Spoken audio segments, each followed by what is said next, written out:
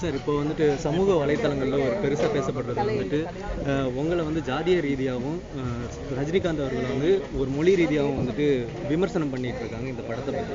அதுக்கு நீங்கள் என்ன கருத்து சொல்லுங்கள்? இதில் கருத்து சொல்கிறதுக்கு ஒன்றுமே இல்லை. அது அவ்வளோதான். அப்படி பேசுகிறாங்கன்னா அவங்க அவ்வளோதான். படத்தோட பாடல்களும் ட்ரெய்லருக்கு வந்து ரிலீஸ் ஆகிருக்கு. எந்த அளவுக்கு வந்து எக்ஸ்பெக்டேஷன் உங்கள்கிட்ட இருக்குது? படம் வந்து இப்போ ஜூலை 1 ரிலீஸ் ஆகுதுன்னு சொல்லிட்டு மலேசியாவிலாம் வந்து இல்லை என்னென்னா நாங்கள் இவ்வளோ பெரிய ரீச் நான் எதிர்பார்க்கல உண்மையிலேயே. ஏன்னா பயங்கர எக்ஸ்பெக்டேஷன் இருக்குது.